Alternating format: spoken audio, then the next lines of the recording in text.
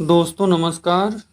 आज फिर से हम स्टार्ट कर रहे हैं क्वेश्चन आंसर की श्रृंखला, जिसमें हम बंगाल विभाजन पर सर्वप्रथम चर्चा करेंगे। तो पहला क्वेश्चन आपकी स्क्रीन पर ये रहा, निम्नलिखित में सबसे बाद में क्या हुआ। तो हड़प नीति कब है, तो ये है लॉर्ड डलहौजी के शासनकाल में स्टार्ट हुई थी। आप देखेंगे 1848 से 56 तक इसका कार्यकाल रहता है, तो इसके कार्यकाल में स्टार्ट हुई है।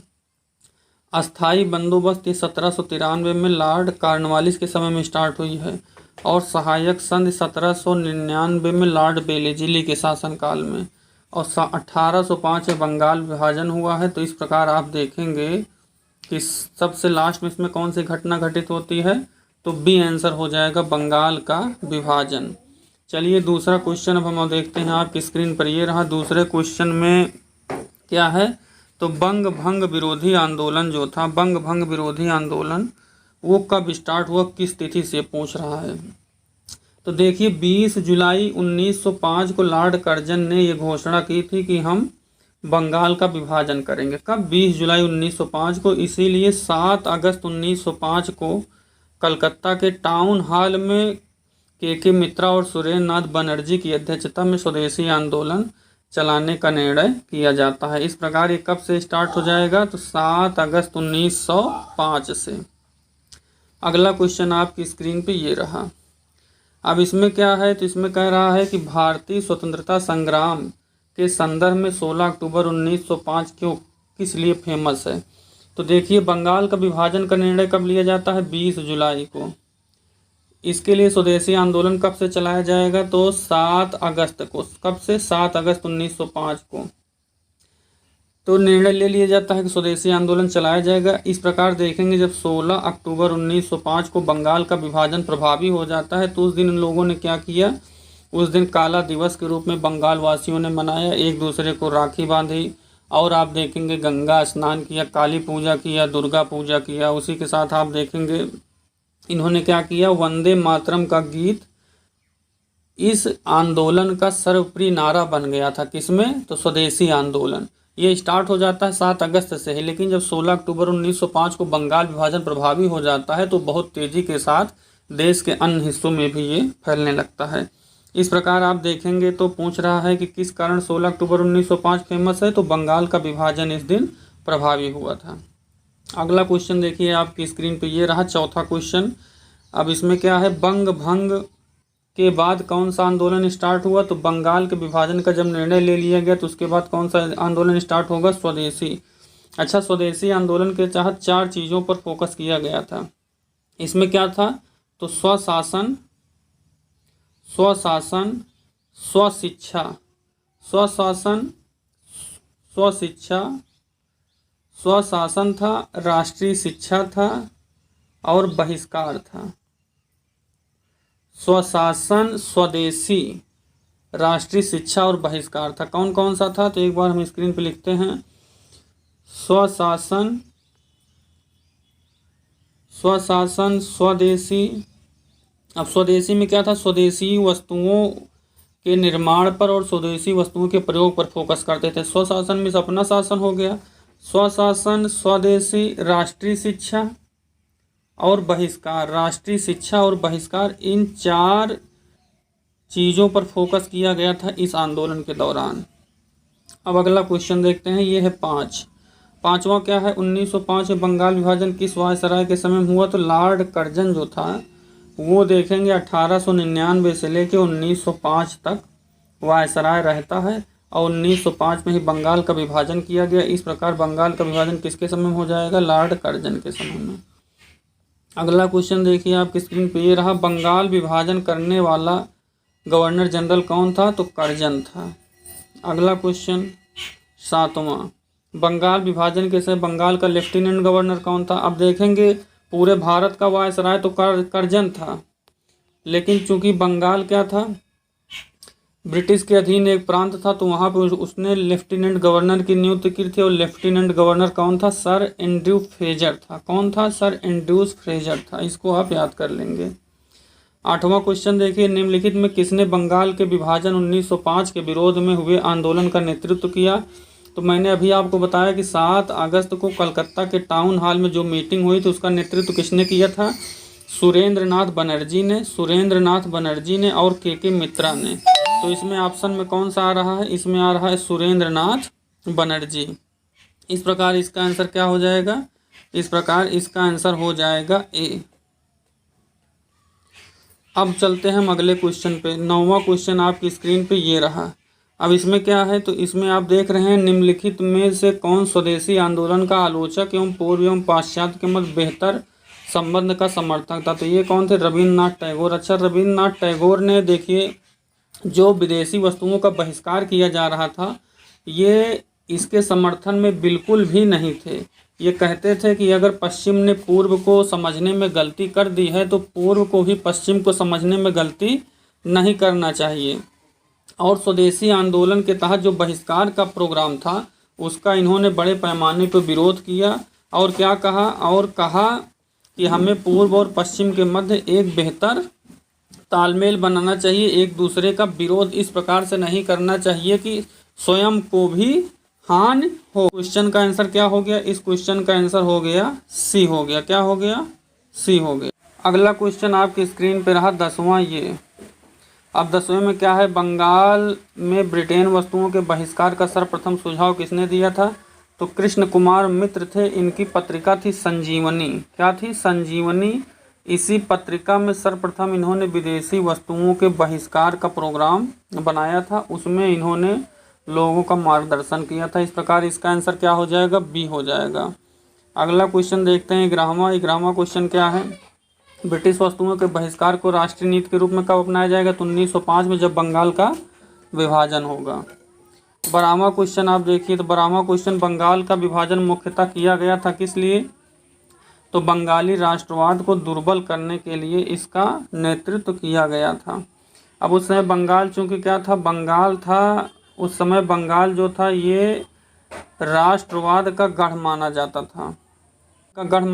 था। तो कर्जन ने क्या किया? इस राष्ट्रवाद को कमज़ोर करने के लिए बंगाल विभाजन का निर्णय लिया, जिसको 2 पार्ट में डिवाइड करके, किसमें? एक हिंदू बहुल राज्य और एक मुस्लिम बहुल राज्य में विभाजित करके इसको क्या किया? बंगाली राष्ट्रवाद को दुर्बल करने का प्रयास किया। इस प्रकार से इसका आंसर क्या हो जाएगा? सी हो जाएगा। अगला क्वेश्चन देखते हैं 13वां क्वेश्चन क्या है? बंगाल विभाजन के विरुद्ध राष्ट्रवादियों ने निम्नलिखित कौन कौन से कार्यक्रम अपनाए?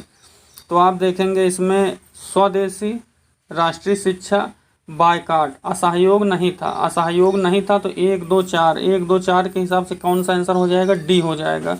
असहयोग क्यों नहीं था? असहयोग 1919 के आंदोलन में होगा। 1 अगस्त 1919 को जो असहयोग आंदोलन चलाया जाएगा उसमें ये रहेगा। इसमें 4 प्रोग्राम थे जिसमें 3 मिल रहे हैं, तो 3 के अनुसार क्या हो जाएगा? 1 2 4। अगला देखिए, अगला है 14वां क्वेश्चन। कौन सा है? 14वां क्वेश्चन आपकी स्क्रीन पे ये रहा। तो देखिए 14वां क्वेश्चन क्या है? स्वदेशी और बहिष्कार पहली बार किस घटना के दौरान संघर्ष के विधि के रूप में अपनाए गए? तो बंगाल विभाजन के विरुद्ध आंदोलन जो हो रहा था उसमें क्या हुआ था? स्वदेशी और बहिष्कार अपनाया गया था। अगला क्वेश्चन क्या है? 16वां, स्वदेशी आंदोलन को प्रारंभ करने का तत्कालिक कारण क्या था? तो कार्जन द्वारा बंगाल का विभाजन जो था स्वदेशी आंदोलन को स्टार्ट करने का महत्वपूर्ण कारण बना। अगला क्वेश्चन देखिए, बंगाल विभाजन बंगाल 1905 ईस्वी में विभाजित हुआ, जिसके विरोध में फलस्वरूप यह दोबारा कब विभाजित होगा? 1911 में। अच्छा, जब बंगाल का विभाजन हो जाता है तो बड़े पैमाने पर स्वदेशी आंदोलन चलता है, इसका विरोध होता है। इसलिए आप देखेंगे कि 1911 में जब तृतीय दिल्ली दरबार होता है तो फिर उस समय तृतीय दिल्ली दरबार में कौन? जॉर्ज पंचम और रानी मेरी आए थे। इन्होंने क्या किया? इन्होंने बंगाल के विभाजन को निरस्त कर दिया। और दोबारा बंगाल का विभाजन कैसे होगा? अब इस बार आप देखेंगे तो बंगाल पूरा एक साथ हो गया, इसके बाद असम को अलग कर दिया गया और इधर उड़ीसा और बिहार को अलग कर दिया गया। इस प्रकार बंगाल का आप देख रहे हैं दोबारा विभाजन हो जा रहा है। अब पूर्वी बंगाल, पश्चिमी बंगाल में आप सकते, इस समय जो बंगाल है ये और बांग्लादेश, इसको मिला के बंगाल हो गया। असम को अलग कर दिया गया जो इसमें था, और बिहार और उड़ीसा को अलग कर दिया गया जो बंगाल का पार्ट था। इस प्रकार आप देखेंगे दोबारा बंगाल का विभाजन हो गया। 17वां क्वेश्चन आप देखेंगे क्या है? 1905 में लॉर्ड कर्जन द्वारा किया गया बंगाल का विभाजन कब तक बना रहा? तो जॉर्ज पंचम व दिल्ली में 1911 में शाही दरबार द्वारा जब आए थे, 1911 में जब शाही दरबार का आयोजन हुआ था उसी में इसकी निरस्त करने की घोषणा की गई थी। 18वां क्वेश्चन आपकी स्क्रीन पर यह रहा, लॉर्ड कर्जन द्वारा 1905 ईस्वी में बंगाल का विभाजन कब तक हुआ? तो 1911 में ये रद्द किया गया था। अब चलेंगे 19वां क्वेश्चन, भारतीयों के विरोध के कारण बंगाल को कब एकीकृत किया गया? 1911 में। अब इसमें आप देखेंगे एकीकृत क्या हुआ था, दोबारा विभाजित हुआ था, लेकिन अब चूंकि क्वेश्चन में है, अब एकीकृत मतलब कि अब पूरे बंगाल को, बांग्लादेश और आज का बंगाल, इस सब को मिला करके पूरा बंगाल बना दिया गया था, और बिहार और उड़ीसा को अलग कर दिया गया था, और इधर असम को अलग कर दिया गया। इस प्रकार ये कह रहा है एकीकृत तो 1911 में। हालांकि आप देखेंगे 1911 में बंगाल का दोबारा विभाजन हो जाता है। 20वीं में आप देख रहे हैं, 20वां क्या है, मद्रास में स्वदेशी आंदोलन का नेतृत्व किसने किया? तो मद्रास में 2 लोगों ने किया था, चिदम्बरम पिल्लई और रमन पिल्लई। तो इसमें चिदम्बरम पिल्लई का नाम मिल रहा है, तो इसका आंसर हो जाएगा सी हो जाएगा। हालांकि मद्रास में रमन पिल्लई ने भी स्वदेशी आंदोलन को आगे बढ़ाया था। आगे देखेंगे 21वां क्वेश्चन क्या है, निम्नलिखित में किसने स्वदेशी आंदोलन का नेतृत्व दिल्ली में किया? तो दिल्ली में सैयद हैदर रजा खान ने किया था। किसने किया था? सैयद हैदर रजा खान ने किया था।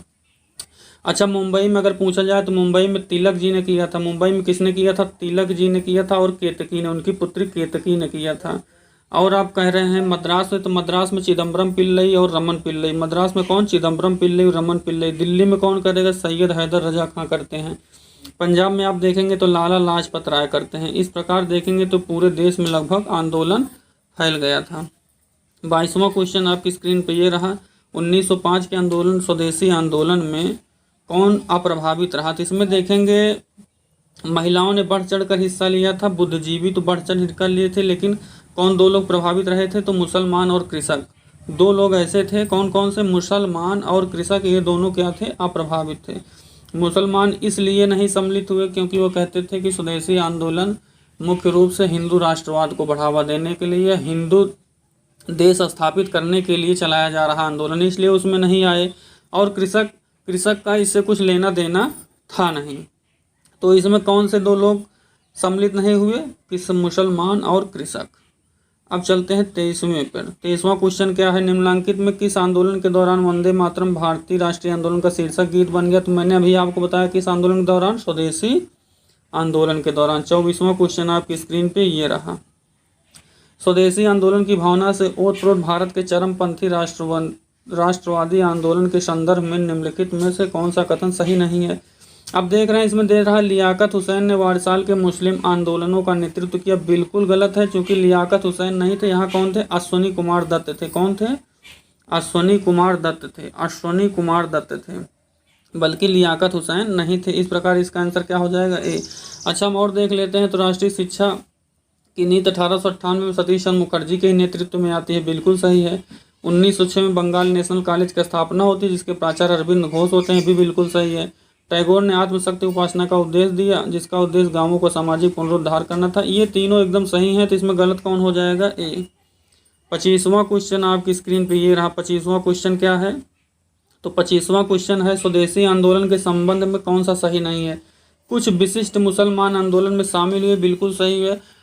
आप देखेंगे बहुसंख्यक मुसलमान शामिल नहीं हुए, लेकिन 1-2% इसमें शामिल हुए थे। स्त्रियों की आंदोलन में सक्रिय भागी थी। ये भी बिल्कुल सही है, क्योंकि स्त्रियों ने विदेशी सामानों का बहिष्कार किया था। यहाँ तक कि विदेशी चूड़ी पहनना, विदेशी कपड़ों का उन्होंने बहिष्कार कर दिया था।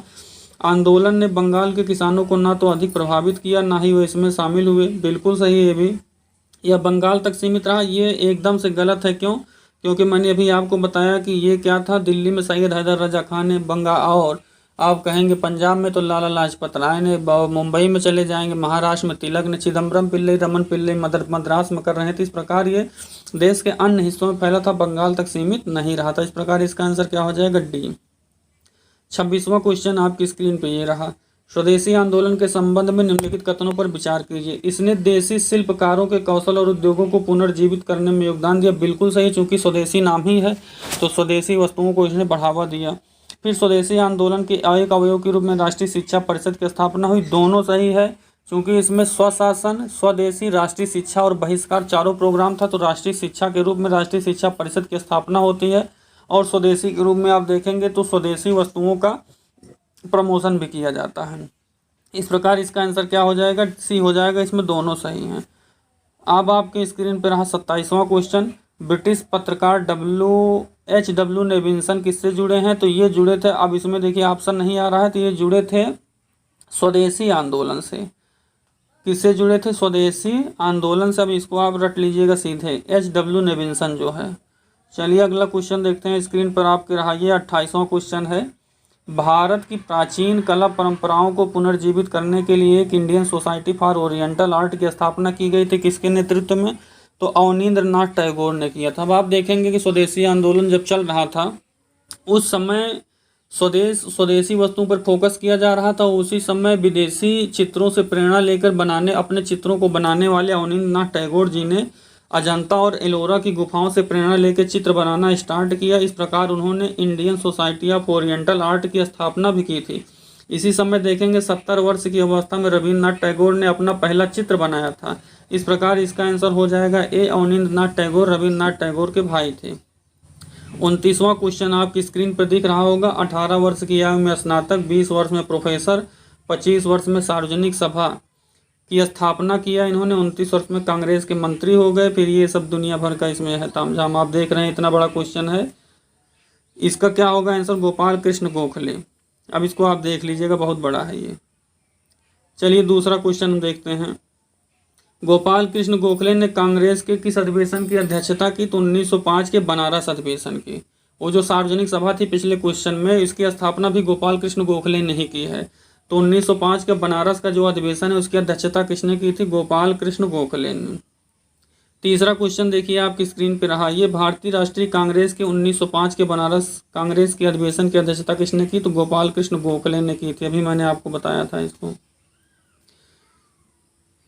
अब देखिए निम्नलिखित में कौन सा नेता 1906 में कलकत्ता कांग्रेस अधिवेशन की अध्यक्षता करेगा? तो 1905 के बनारस अधिवेशन की अध्यक्षता कौन कर रहा है? गोपाल कृष्ण गोखले। 1906 के कलकत्ता अधिवेशन की अध्यक्षता कौन करेगा? दादा भाई नौरोजी करेंगे।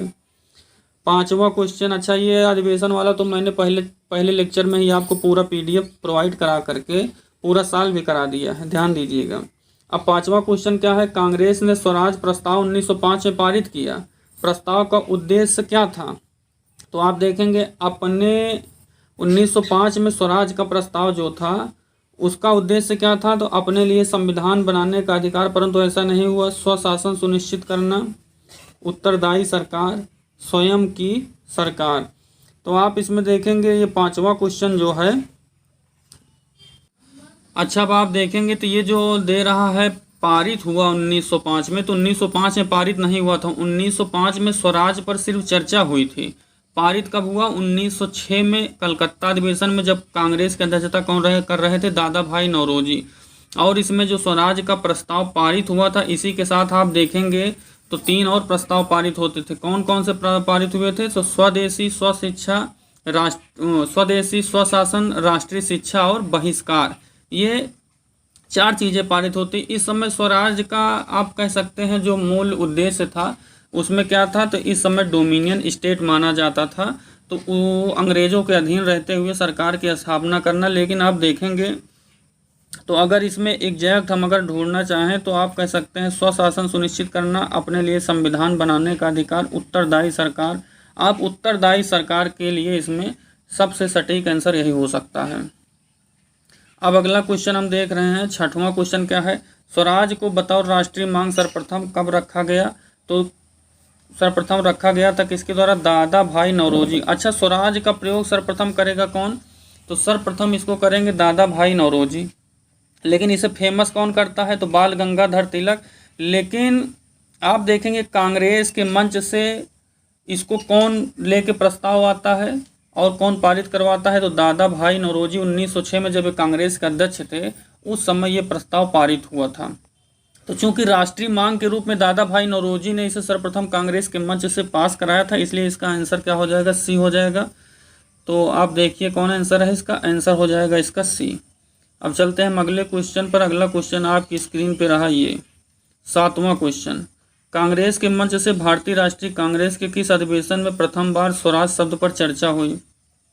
तो सर्वप्रथम स्वराज शब्द पर चर्चा हुई थी 1905 के भारतीय राष्ट्रीय कांग्रेस के अधिवेशन में। लेकिन इसको पास कब कराया गया था? तो इसको पास कराया गया था 1906 में। अब आप देखेंगे पहले इसका आंसर लोक सेवा आयोग ने बी माना था, फिर ए माना, बाद में इसको निरस्त कर दिया गया। लेकिन अगर आपका आंसर आपके क्वेश्चन आता है तो सर्वप्रथम चर्चा कब होती है, तो बनारस अधिवेशन में, और पास कब होगा, तो कलकत्ता अधिवेशन 1906 में। अगला क्वेश्चन हम देखेंगे, स्वराज शब्द का प्रयोग सर्वप्रथम किसने किया, तो बाल गंगाधर तिलक ने किया। लेकिन इनसे भी पहले किसने किया था, तो स्वामी दयानंद सरस्वती जी ने किया था। लेकिन इसको प्रचलित कौन किया, तो बाल गंगाधर तिलक ने। लेकिन अगर पूछा जाए राष्ट्रीय मांग के रूप में सर्वप्रथम किसने प्रयोग किया, तो राष्ट्रीय मांग के रूप में कांग्रेस के मंच से दादा भाई नौरोजी के प्रयासों से ये पास हुआ था और उसके प्रस्ताव पे चर्चा भी हुई थी। अगला क्वेश्चन आपकी स्क्रीन पे रहा, ये दादा भाई नौरोजी आमतौर पर किस नाम से जाने जाते हैं, तो grand old man of India, वयोवृद्ध पुरुष के नाम से जाने जाते हैं। 10वां क्वेश्चन, भारत में grand old man of India की संज्ञा किसे दी गई, दादा भाई नौरोजी को दी गई है। 11वां क्वेश्चन आपकी स्क्रीन पे रहा, ये grand old man of India फिर से वही रिपीटेड है, दादा भाई नौरोजी। 12वां क्वेश्चन आपकी स्क्रीन पे रहा, ये निम्नलिखित में कौन से दादा भाई नौरोजी के विषय में सत्य नहीं है, तो आप देखेंगे इन्होंने poverty and un British rule in India एक किताब लिखी थी जिसमें धन के निकासन के सिद्धांत की विस्तृत व्याख्या की थी। गुजराती के प्रोफेसर के रूप में यूनिवर्सिटी, ये क्या है, प्रोफेसर के रूप में यूनिवर्सिटी कॉलेज लंदन में कार्य किया, बिल्कुल सही है। बम्बई में महिला शिक्षा की नींव भी रखी। अब देख रहे हैं ये अनुदार पार्टी के रूप में पार्लियामेंट के सदस्य नहीं थे, ये लिबरल पार्टी से सदस्य बने थे। लिबरल पार्टी में सुधारवादी पार्टी। और कहाँ से हुए थे, 1892 में हुए थे। कब हुए थे, 1892 में फिन्सबरी संसदीय सीट से हुए थे, लिबरल पार्टी से हुए थे। ये है अनुदार पार्टी, तो ये क्या हो गया, लिबरल पार्टी में सुधार पार्टी से हुई थी। इस प्रकार कौन सा आंसर हो जाएगा, डी हो जाएगा। 13वां क्वेश्चन आपकी स्क्रीन पर दिख रहा होगा, दादा भाई नौरोजी के विषय में कौन सा कथन असत्य है। वे पहले भारतीय थे जो एल्फिंस्टन कॉलेज मुंबई में गणित और भौतिकी के प्रोफेसर के नियुक्त हुए, बिल्कुल सही है। ब्रिटिश पार्लियामेंट में सदस्य निर्वाचित हुए 1892 में, ये भी सही है। रस्त गोफार का उन्होंने गुजराती पत्रिका रस्त गोफदार का आरंभ किया, ये भी सही है। अच्छा, इसमें पूछ रहा है गलत कौन सा है, तो 4 बार भारतीय कांग्रेस की अध्यक्षता की, ये गलत है। 3 ही बार किया था, 1886, 1893 और 1906। 3 बार इन्होंने भारतीय राष्ट्रीय कांग्रेस की अध्यक्षता की थी। इस प्रकार डी गलत हो जाएगा। 14वां क्वेश्चन आपकी स्क्रीन पर रहा, ये ब्रिटिश पार्लियामेंट में चुना जाने वाला प्रथम भारतीय कौन था, तो दादा भाई नौरोजी थे। कब चुने गए थे, 1892 में फिन्सबरी संसदीय सीट से। किस पार्टी के टिकट पर, तो उदारवादी या लिबरल पार्टी। 14वां के बाद 15वां क्वेश्चन, नरम दल और गरम दल में भारतीय राष्ट्रीय कांग्रेस का विभाजन कब हुआ, तो सूरत में 1907 का सूरत अधिवेशन हुआ था जिसकी अध्यक्षता रास बिहारी बोस ने की थी। उसे में भारतीय राष्ट्रीय कांग्रेस का विभाजन हो गया था। 16वां क्वेश्चन, भारतीय राष्ट्रीय कहाँ पर उदारवादी और उग्रवादी 2 भागों में विभाजित हो गई, तो सूरत अधिवेशन 1907 में ये विभाजित हो गई थी। 17वां देखेंगे, 17वां क्या है, 1907 में भारतीय राष्ट्रीय कांग्रेस के सूरत अधिवेशन की अध्यक्ष कौन थे, रास बिहारी घोष। कौन थे, रास बिहारी घोष। अच्छा, रास बिहारी बोस और रास बिहारी घोष 2 लोग हैं। रास बिहारी घोष जो है 1907 के सूरत अधिवेशन की अध्यक्षता करते हैं और ये उदारवादी होते हैं। और रास बिहारी बोस जो हैं वो आप कह सकते हैं क्रांतिकारी हैं। उन्होंने क्या किया, हार्डिंग पे बम कांड भी किया था, बम फेंकवाया था। और इसके बाद 1942 में वो इंडियन इंडिपेंडेंस लीग का गठन कहाँ करते हैं, तो ये करते हैं जापान में। और आज़ाद हिंद फौज के गठन में भी महत्वपूर्ण भूमिका निभाते हैं। इस प्रकार आप कंफ्यूज नहीं करेंगे। 1907 के भारतीय राष्ट्रीय कांग्रेस के अधिवेशन की अध्यक्षता रास बिहारी घोष करते हैं, बोस नहीं करते हैं। और 1907 का कहाँ हुआ था, सूरत में हुआ था। 18वां क्वेश्चन देखिए आपकी स्क्रीन पर दिख रहा होगा, भारतीय राष्ट्रीय कांग्रेस के 1906 में विख्यात कलकत्ता अधिवेशन में 4 संकल्प पारित हुए थे। 1907 में हुए कांग्रेस के अगले अधिवेशन में चारों संकल्पों को स्वीकार करने और उन्हें अस्वीकार करने के प्रश्न विभाजन हो गया। निम्नलिखित में चारों संकल्पों में कौन था, तो 4 संकल्प कौन से, मैंने अभी आपको बताया ही है कौन थे। स्वदेशी, स्वशासन, राष्ट्रीय शिक्षा और बहिष्कार। स्वदेशी, स्वशासन, राष्ट्रीय शिक्षा और बहिष्कार। तो बहिष्कार था, स्वदेशी था, राष्ट्रीय शिक्षा था और चौथा था स्वशासन। बंगाल विभाजन को रद्द करना स्वदेशी आंदोलन के संकल्पों में नहीं था। जो 4 पॉइंट क्या किए गए थे, पारित कराए गए थे। अब 19वीं में आप देखेंगे 20वीं शताब्दी के प्रारंभिक वर्षों में कांग्रेस के विभाजन की प्रक्रिया शुरू हुई। अब 20वीं शताब्दी के प्रारंभिक वर्षों में विभाजन क्यों होता है, तो एकाएक कांग्रेस का विभाजन नहीं हो जाता है। इसकी नींव जैसे ही आप देखेंगे 1901 से ही स्टार्ट हो जाती है। तो इसमें पहला क्या है, कांग्रेस आंदोलन की रणनीतियों पर उदारवादी जो रणनीति बना रहे थे उससे गर्मपंथी क्या थे, सहमत नहीं थे। कांग्रेस आंदोलन का जो उद्देश्य था उस पर भी सहमत नहीं थे, क्योंकि डोमिनियन स्टेट मतलब गर्मपंथी कहते थे कि हमें उत्तरदायी सरकार की स्थापना चाहिए, जबकि नरमपंथी कहते थे कि आपकी प्रशासन में ज़्यादा से ज़्यादा भागीदारी ही आपको स्वशासन की ओर आगे बढ़ाएगी। फिर सी में आप देखते हैं कि कांग्रेस आंदोलन के लोगों की भागीदारी पर यह भी था। अब जैसे स्वदेशी आंदोलन स्टार्ट हुआ तो नरमपंथी चाहते थे कि केवल बंगाल में ही रहे, जबकि गर्मपंथी चाहते थे कि ऑल ओवर इंडिया में ये फैले। इस प्रकार ये चारों ही उद्देश्य, चारों ही चीज़ें जो थी वो विभाजन के लिए उत्तरदायी थी। इसमें आंसर क्या हो जाएगा, डी हो जाएगा। 20वां क्वेश्चन देखिए, भारतीय राष्ट्रीय कांग्रेस की सूरत फूट कब हुई? 1907 में, जब रास बिहारी घोष अध्यक्षता कर रहे थे। अगला क्वेश्चन आप देखिए 21 आपकी स्क्रीन पे ये रहा, भारतीय राष्ट्रीय कांग्रेस का प्रथम विभाजन कब होगा? 1907 सूरत में। 22वां क्वेश्चन आपकी स्क्रीन पे, सूरत अधिवेशन का नेतृत्व, सूरत विभाजन का नेतृत्व कौन करेगा? तो गर्मपंथ की ओर से करते हैं, तिलक जी करते हैं। लाल बाल पाल गुट का नेतृत्व कौन कर रहे थे? तिलक। इन्हीं के नेतृत्व में क्या होता है, गर्मपंथी क्या हो जाते हैं, अलग हो जाते हैं भारतीय राष्ट्रीय कांग्रेस से। इस प्रकार गर्मपंथ और नरमपंथ दो भागों में कांग्रेस विभाजित हो जाती है। अब देखते हैं 23वां क्या है, 1907 में सूरत के भारतीय राष्ट्रीय कांग्रेस का विभाजन का मुख्य कारण क्या था? तो लॉर्ड मिंटो द्वारा भारतीय राज्य में सांप्रदायिकता का प्रवेश कराना। 1907 में तो ये स्टार्ट नहीं हुआ था। अंग्रेजी सरकार की नरमपंथियों की वार्ता करने की क्षमता पर चरमपंथियों का विश्वास, मुस्लिम लीग की स्थापना। अब भारतीय राष्ट्रीय का 1907 का जो अधिवेशन मुख्य रूप से जो आप कह सकते हैं फेल हुआ था और दो दलों में विभाजित हो गया था, उसका तत्कालिक कारण क्या था? भारतीय राष्ट्रीय कांग्रेस का अध्यक्ष निर्वाचित हो सकने में अरविंद घोष की असमर्थता। क्या था? अरविंद घोष की। अच्छा बात आप इसमें देखेंगे डी बिल्कुल गलत है, इसमें जो टिक लग गया है ये गलत है। क्यों? क्योंकि इसमें अरविंद घोष को अध्यक्ष नहीं बनाया जा रहा था। इसमें अध्यक्ष किसको बनाया जा रहा था? इसमें गर्मपंथी अध्यक्ष बनाना चाहते थे लाला लाजपत राय को, और जबकि नरमपंथी रास बिहारी बोस को। तो रास बिहारी बोस बन गए थे, लाला लाजपत राय नहीं बन पाए थे। तो ये तो बिल्कुल होगा नहीं। इसमें और कौन सा, मुस्लिम लीग की स्थापना, ये भी बिल्कुल सही नहीं है।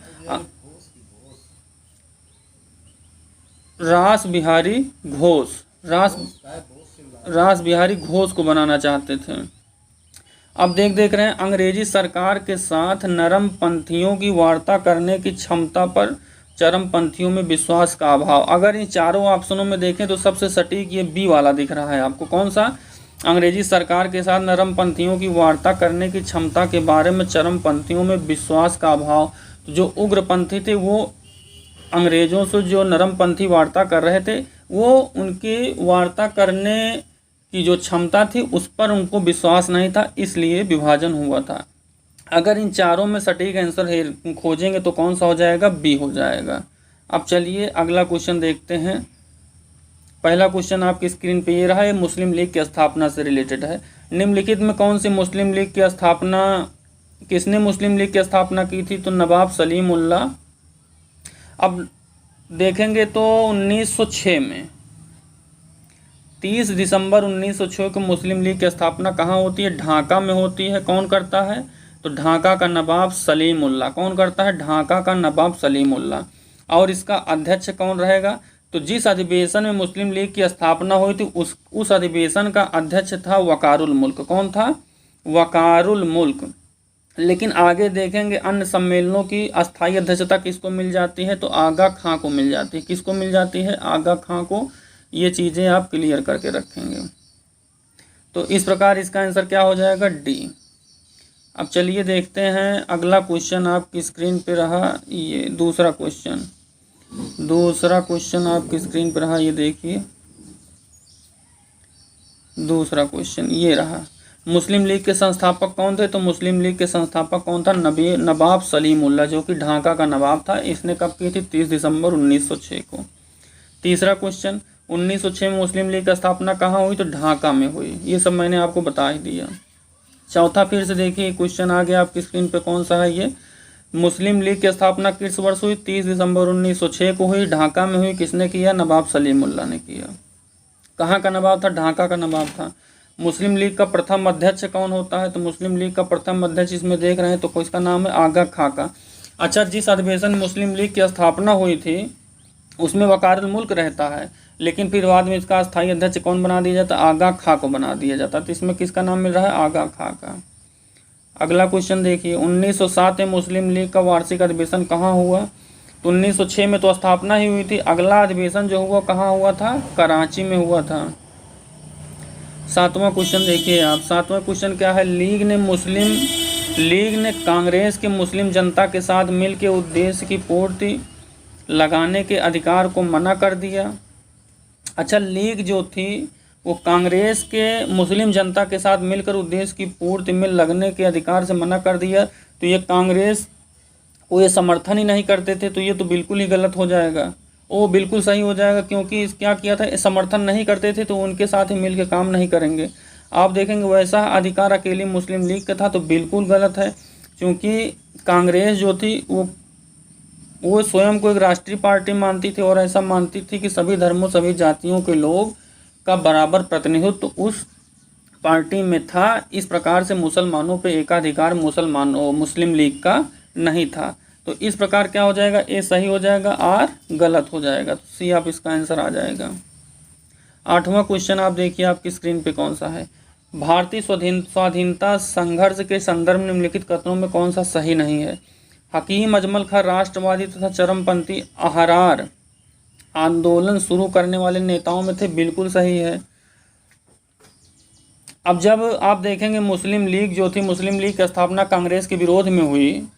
उन्होंने कांग्रेस के विरोध में तो आप नहीं कह सकते, लेकिन मुसलमानों को आप स्पेशल ट्रीटमेंट दिलाने के लिए स्थापना की, लेकिन उन्होंने कांग्रेस का विरोध भी किया। तो वहीं पे कांग्रेस के समर्थन में आप कह सकते हैं चरमपंथी अहरार आंदोलन को जो आगे चलाते हैं उसमें हकीम अजमल खां का भी नाम आता है। भारतीय राष्ट्रीय कांग्रेस के संगठन के समय सर सैयद अहमद खान ने इसका विरोध किया, बिल्कुल सही है। सर सैयद अहमद खान ने विरोध करके एक पार्टी भी बनाई थी राजा शिव प्रसाद सितारे हिंद के साथ, जो बनारस के राजा थे, यूनाइटेड इंडिया पैट्रियाटिक एसोसिएशन, ये भी सही है। 1906 में गठित अखिल भारतीय मुस्लिम लीग ने बंगाल के विभाजन और अलग निर्वाचन समूह बनाए जाने का प्रबल विरोध किया, ये गलत है। अधिकतर मुसलमानों ने क्या किया था? अधिकतर मुसलमान इससे तटस्थ रहे थे, लेकिन मुस्लिम लीग ने इसका समर्थन किया था। इस प्रकार ये गलत हो जाएगा। अगला क्वेश्चन आप देखिए, 1906 में मिंटो से शिमला में मिले मुसलमानों के शिष्टमंडल ने प्रार्थना की, क्या? मुसलमानों के लिए पृथक निर्वाचन वर्ग के लिए। अच्छा, जब बंगाल का विभाजन हो जाता है तो आगा खां जो रहता है, आगा खां के नेतृत्व में एक शिष्टमंडल मिलता है, किससे? लॉर्ड मिंटो से। और लॉर्ड मिंटो से मिल करके वो क्या कहता है? वो कहता है कि बंगाल का विभाजन का मुसलमान समर्थन करेंगे या उन्हें कुछ बेहतर फैसिलिटी मिले, कुछ स्पेशल ट्रीटमेंट मिले। तो उसने मांग किसकी की थी? सांप्रदायिक निर्वाचन प्रणाली की, जो कि 1909 के मार्ले मिंटो सुधार में इसको दे दिया जाता है। इस प्रकार इसका आंसर क्या हो जाएगा? ए हो जाएगा। अब चलते हैं 10वें क्वेश्चन पे। 10वां क्वेश्चन आपकी स्क्रीन पे रहा ये। तो 10वें क्वेश्चन में 1908 में अखिल भारतीय मुस्लिम लीग की लंदन में एक शाखा स्थापित हुई थी, किसकी अध्यक्षता में? सैयद अमीर अली की अध्यक्षता में। 1908 में मुस्लिम लीग ने अपनी एक शाखा लंदन में स्थापित की, सैयद अमीर अली की अध्यक्षता में। 11वां क्वेश्चन देखिए तो आपकी स्क्रीन पर रहा ये। 11वां क्या है? मुसलमान यदि खुश और संतुष्ट हैं तो ब्रिटिश शक्ति का महत्तम बचाव हो गए, डब्ल्यू हंटर लिखता है। कौन लिखेगा? W Hunter. ये फैक्चुअल क्वेश्चन है, सीधे रट लीजिए आप। मार्ले मिंटो सुधार किस वर्ष पारित हुआ? तो मार्ले मिंटो सुधार 1909 में आया। कब आया? 1909 में, जिसे हम भारत शासन अधिनियम 1909 भी बोलते हैं। 1909 में इंडियन काउंसिल एक्ट में किस बात की व्यवस्था की गई? तो सांप्रदायिक निर्वाचन प्रणाली, मुसलमानों के लिए सांप्रदायिक निर्वाचन प्रणाली की व्यवस्था 1909 के मार्ले मिंटो सुधार में थी। इस प्रकार इसका आंसर हो जाएगा बी। अब अगला क्वेश्चन देखते हैं। राष्ट्रीय आंदोलन की अवधि में जिस घटना में मतभेद के बीच थे वह जिसने अंततः देश का विभाजन कराया वह कौन सा था? तो आप इसका सीधा आंसर देखेंगे, विधानसभा में मुसलमानों के लिए पृथक निर्वाचन क्षेत्रों में स्थानों का आरक्षण। मुसलमान स्वयं को ही शुरू से ही हिंदुओं से अपने को अलग मानते थे एक अलग संप्रदाय के रूप में ट्रीट करते थे। इसलिए उन्होंने क्या किया, उन्होंने कहा कि चूँकि मुसलमान एक अलग संप्रदाय है, इनका धर्म, इनका रहन सहन, खाना पीना, आप कह सकते हैं इनका कल्चर, सब कुछ हिंदुओं से अलग है, इस प्रकार ये उनके साथ नहीं रह सकते हैं। इसका कारण बना क्या, देश का विभाजन। अगला क्वेश्चन आप कह सकते हैं, ब्रिटिश काल में दिल्ली के पहले भारत की राजधानी कहाँ थी, तो कलकत्ता में थी। 1911 में इसे दिल्ली ट्रांसफ़र करने की बात कही गई, लेकिन ट्रांसफ़र कब हुई, 1912 में। कब हुई, 1912 में। दूसरा क्वेश्चन, 1912 में जब राजधानी कलकत्ता से दिल्ली लाई गई, उसमें भारत का वायसराय कौन रहेगा, लॉर्ड हार्डिंग। 1911 से लेकर के 1916 तक वायसराय कौन रहता है, हार्डिंग रहता है। इस प्रकार 1912 के समय हार्डिंग रहेगा। 13 में दिल्ली भारत की राजधानी कब बनी, तो ये बनी थी 1912 में। 11 में इस पर बात की गई थी कि कलकत्ता से दिल्ली स्थानांतरित की जाएगी, लेकिन स्थानांतरित कब हुई, 1912 में। अब 1912 में इसमें आंसर नहीं, तो इसका नज़दीकी आंसर 1911 मान लिया जाएगा। अब चौथा क्वेश्चन देखते हैं, किस वर्ष भारत की राजधानी कलकत्ता से दिल्ली स्थानांतरित हुई, तो 1912। पांचवा क्वेश्चन आप देखिए, किस वर्ष भारत की राजधानी कलकत्ता से दिल्ली आई, तो अब इसमें आंसर नहीं आ रहा है, इसमें कट गया है, तो 1912 आप जानते रहिए। अगला देखिए, दिल्ली में उसके राजकीय प्रवेश के अवसर पर बम फेंका गया, तो लॉर्ड हार्डिंग पर बम फेंका गया था 1912 में, जब राजधानी कलकत्ता से दिल्ली स्थानांतरित करने का प्रोग्राम चल रहा था। तो किसने फेंका था, तो फेंका था ए बी आप कह सकते हैं। तो ए से अमीचंद, ए से अवध बिहारी, बी से बाल मुकुंद, बी से बसंत विश्वास। इन 4 लोगों को फांसी हुई थी बम फेंकने के कारण। लेकिन ये प्रोग्राम किसने बनाया था, तो प्रोग्राम बनाया था रास बिहारी बोस ने। अगला क्वेश्चन आपकी स्क्रीन पर रहा, ये क्रांतिकारी जो हार्डिंग बम कांड में शामिल नहीं थे वो कौन थे, भगवती चरण बोहरा नहीं थे। बाकी 4 लोग कौन कौन थे, ए बी अवध बिहारी, अमीचंद, बाल मुकुंद, बसंत विश्वास। तो इसमें 3 लोगों का नाम आ रहा, एक इसमें है नहीं, भगवती चरण बोहरा नहीं होंगे। अगला क्वेश्चन देखिए आपकी स्क्रीन पर रहा, ये 8वां क्वेश्चन, ब्रिटिश शासन के दौरान बिहार को एक अलग प्रांत का दर्जा किस वर्ष प्राप्त हुआ, तो 1912 में। कब प्राप्त हुआ था, 1912 में। इस प्रकार से आप देखेंगे तो आज हमने लगभग 72-73 क्वेश्चन आपके कंप्लीट